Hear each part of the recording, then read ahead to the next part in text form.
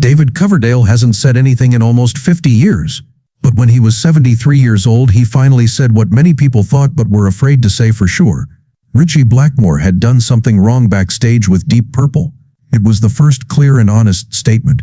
The fight, which happened backstage when the band was at the top of its game, changed the lives of two men who were once seen as rock solid. Coverdale had kept this story for too long. Now that he was telling the truth, everything people thought they knew about Deep Purple was turned upside down. Tour with Stormbringer. Deep Purple was going through its most tense time on the inside. Backstage, things were often tense because Ritchie Blackmore could no longer hide the fact that he didn't like the way David Coverdale and Glenn Hughes were taking the music. The fight had been building for months, but it had never happened in public. Coverdale revealed almost 50 years later that the accident happened right backstage before a show in Munich. It was a direct collision between him and Blackmore. Coverdale says that things got heated when Blackmore asked him to join a new project that wasn't with Deep Purple. At that time, Blackmore was planning behind the scenes to leave the band and start Rainbow. Coverdale flatly said no because he wanted to stay with his present band. This refusal not only made Blackmore angry, but it also started a heated talk that went on for more than 20 minutes and included a lot of criticism of Blackmore personally. Coverdale explained, "I told Ritchie that he couldn't control me. When he came up to me, I stood up and looked him straight in the eye." At the time, a lighting technician on the tour confirmed hearing the sound of furniture being smashed and seeing the rest of the band step in to calm things down. Yes, there was some fighting, but it was a turning point in their relationship. After that show, they only talked during performances and not at all other times. At the same time, Blackmore was speeding up his departure from the band and making plans to bring Ronnie James Dio to Rainbow. From Blackmore's point of view, the split started when he felt like he wasn't being involved in making music with the band anymore. In later interviews, he said that he didn't like how Stormbringer's sound was too funk and soulful, and that Deep Purple's music was losing its rock roots and no longer showed who he was as a musician.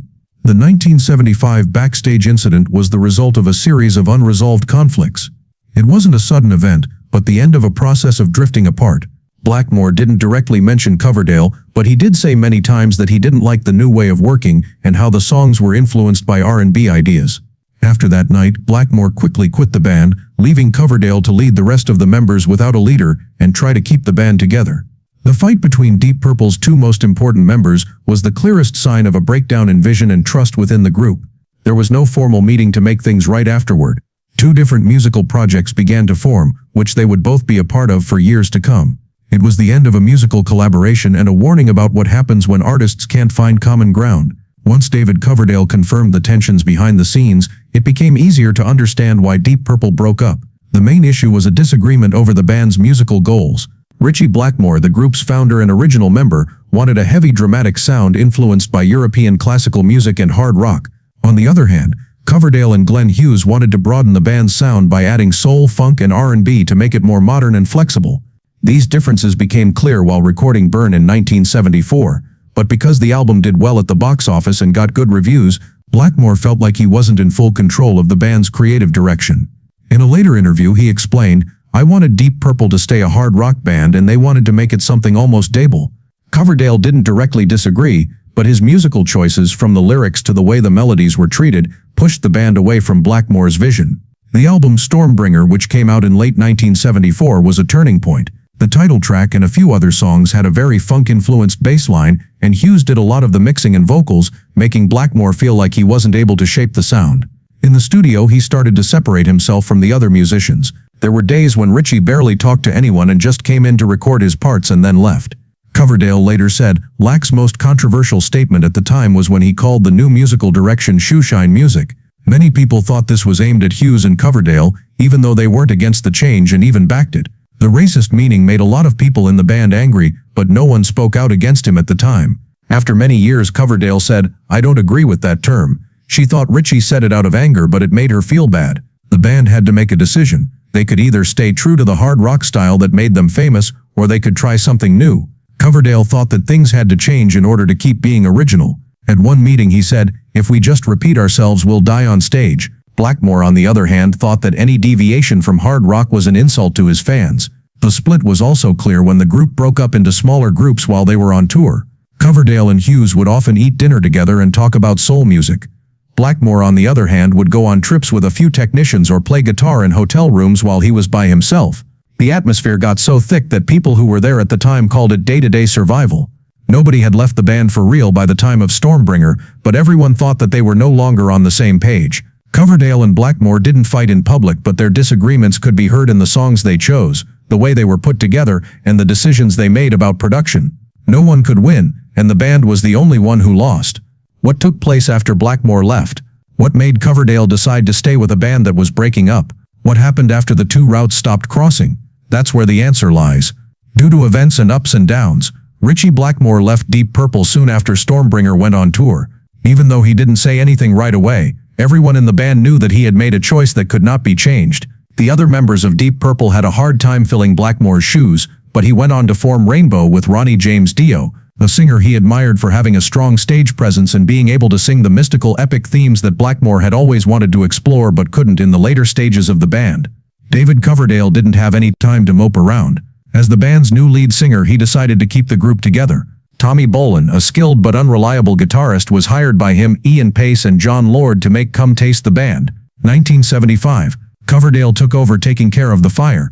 But the band didn't know where they were going anymore. Coverdale had more work to do without Blackmore's artistic direction and with Hughes and Bolin's drug problems. Come Taste the Band didn't live up to predictions, but one of its good points was that it was criticized for becoming too much like Deep Purple. Because Bolin was sick, the tour that went with it was also a mess.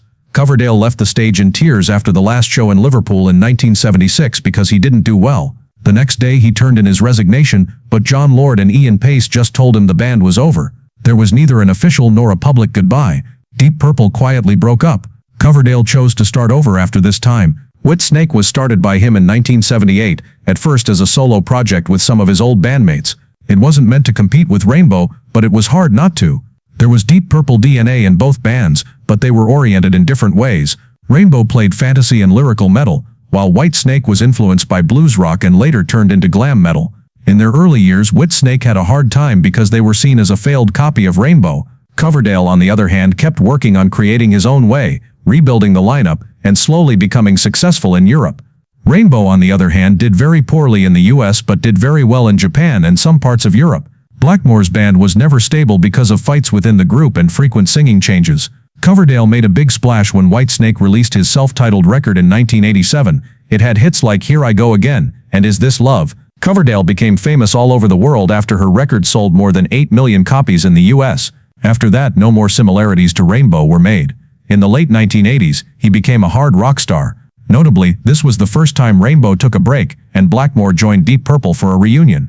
Coverdale later said in comments that he never saw Rainbow as a rival, but he didn't deny how happy he was when Whitesnake did something that many people thought was impossible after Blackmore left. He told the American press in 1990, "I don't hate Ritchie, but Whitesnake's success shows that I was right to hang on." But Coverdale's rise to fame and the events of Deep Purple always made him feel empty. He didn't think about making peace with the man who had been his fiercest foe until John Lord's death, which was a bigger event in his life. Reunion to remember. John Lord died in 2012 of pancreatic cancer. David Coverdale called Ritchie Blackmore to say he was sorry for his loss. That was the first time they had talked about something other than work in more than 30 years. The death of Lord was a loss for everyone who was a part of Deep Purple. It also brought back memories that people had put aside for their own benefit. In his first letter, Coverdale didn't talk about music. He just wrote, "I want you to know that I will always be grateful to you and John for giving me the chance to come into this world." They talked for a few months after their first short chat. During a call that went on for more than 40 minutes, Coverdale talked about wanting to make a special musical piece to honor John Lord. The original plan was for him, Blackmore, and Glenn Hughes, 3 members of Deep Purple during the Mark III era, to get back together for a short EP or private show. Coverdale says Blackmore didn't say anything, but he was wary. Blackmore's manager got involved and wanted full control over the project. They also wanted to reschedule it so that it would fit better with Blackmore's Night's Plan, which was a modern band Blackmore led that played classical and folk music.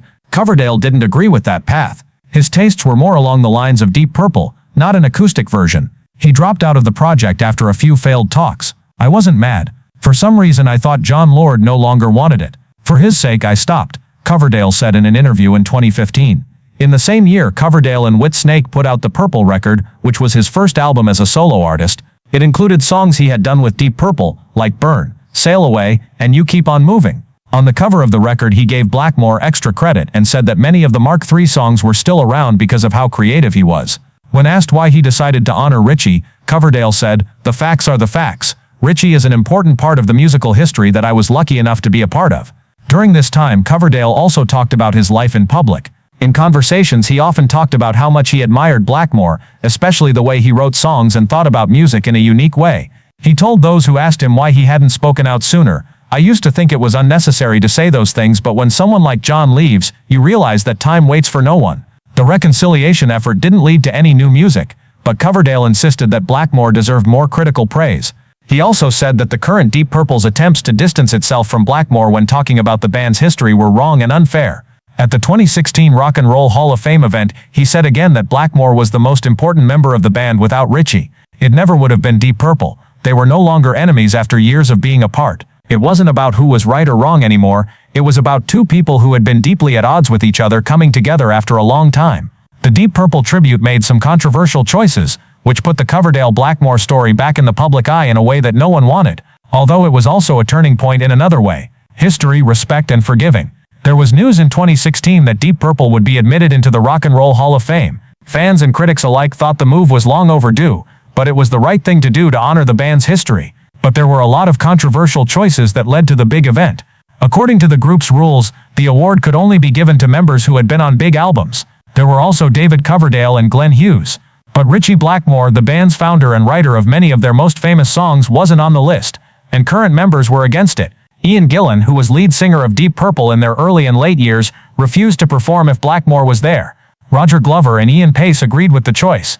Even though Blackmore was on the awards list, he could not join the group on stage. As a result, Coverdale got in touch with Blackmore before the event to share his own thoughts. He said that he didn't agree with the choice to leave Blackmore out, and even though he couldn't change it, he wanted to make sure that Blackmore was respected in public. Coverdale paid for all of his own travel, clothes, and arrangements for the ceremony, which cost at least $80,000, without getting any help from the band or the organizers. He talked a lot about John Lord and Blackmore in particular during his acceptance speech. He called Blackmore the guy who laid the foundation for everything. As he walked out on stage with Hughes, he looked out into the crowd. Even though Blackmore wasn't there, his spirit was still in every piece of music played on the show. The applause was still high even though Blackmore wasn't there. Coverdale's comment was quickly shared on social media by Deep Purple fan groups. A lot of people didn't like how the present band members let their personal feelings get in the way of their shared history. Old pictures of Coverdale and Blackmore on stage in the 1970s were shared again on Reddit and other big fan pages to show that Deep Purple was made up of different people, not a single one. Coverdale didn't say anything else after the ceremony. Instead, he shared an old picture of himself with Blackmore and Lord and wrote, "Thank you for taking me on this journey." It was the best way for him to end a chapter that had been full of fights. It's not about hugs or getting together with old friends. It's about what you do and not missing one last chance to thank someone in public. In the years that followed, Coverdale kept talking about Blackmore in public, but not as much as before. He told Classic Rock magazine in 2020, "We were two people who were too different to go very far together, but I never denied his talent and his influence." But that's not what he said. "I always had respect for it." Blackmore has also done things like this. He still doesn't talk about Deep Purple, but he did say in a video interview that some people aren't to blame. They just let things happen to them. Even though he didn't say Coverdale's name, those who were against could see the change in mood from the way he spoke. The two men didn't have a perfect friendship, but it was much better than it had been a short time ago. Please like, share, and leave a comment below if you think this journey is worth telling other music fans. Please get in touch with us. Make sure you subscribe so you don't miss any singing stories that haven't been told yet.